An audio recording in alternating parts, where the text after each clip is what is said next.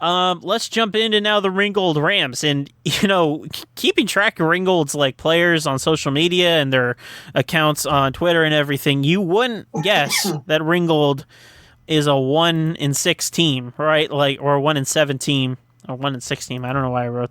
Okay, anyway, I mean they ended up playing Burl on October 30th, and kind of let's just have fun game, but. Ringgold Rams in 2021, do they kind of give off that vibe of Monessen in 2020 where they're going to come in and they're going to have a little bit of a swagger? They have some new athletes, some transfers that give them life a little bit. Could that maybe lead to some on-field success for the Rams here? Listen. The only thing that would help the Ringgold Rams, and listen, I'm not going to say what I was going to say. I will, but yes, it'll help them, but it's not going to turn around all in 1 year for Ringgold. And this is a program that's really confused me over my lifetime. When I was growing up and younger until really I got to high school, this was a team. I remember the Law brothers at quarterback. Nico and Quad Law really led this team, and it was really Ringgold and TJ every year in this conference. Before Ringgold, Bell Vernon's kind of took over for Ringgold. Ringgold was always right there in the mix of things for winning WPL championships every year. And I remember Ringgold even beating TJ. But yeah, this Ringgold team this year, they're going to take their beatings again, but hopefully build the program back up to where it once was. But to answer your question, if they're going to win a lot of games this year, they would need Joe Montana to come back. And really just sling the ball all over the field for them to win this conference. And I don't see Joe Montana coming back to the Mon Valley anytime soon. So, it's going to be another long season in Monongahela for the Ringgold Rams.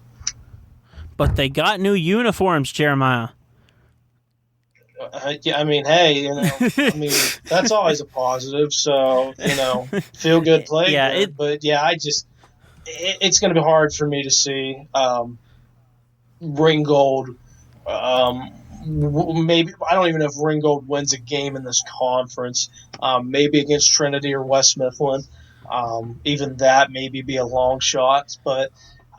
Just Ringgold, and like I said, I'm really confused at what happened to that program because they had so much promise. And there's another quarterback that I'm not thinking of that was right after the Law brothers, and they had success with him as well. But like I said, not sure what's happened with that program, but they've really been trying to figure it out the last 5 years. And despite gaps in talent, but they do have some experience coming back. I mean, you talk about their leading rusher coming back.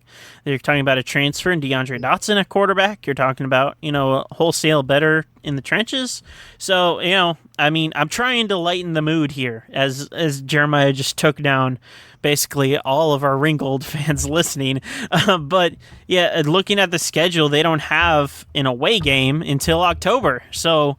I mean, that's exciting, I guess, to get a lot of, nice summer atmospheres at football games at Joe Montana Stadium, to see them play, they could beat Yock. They're probably not going to beat Elizabeth Forward. They're probably not going to beat South Allegheny, probably not going to beat Laurel Highlands, but, getting one win in the first four, I'd be happy with that, compete with a West Mifflin, compete with a Trinity, that would be a successful season if you're the Rams, for me at least.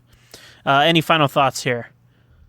Yeah, Joe Montana, if you by chance get a hold of this podcast, big fan. I was up at Canton a couple weeks ago. Your Canton bust is amazing. I just want to say I have a picture on my phone. Follow me on Twitter at Jeremiah Miller 0. If you even have Twitter, Joe Montana, best quarterback out of Western Pennsylvania ever. Over Dan Marino? Yeah. Okay. Yeah. All right. No question.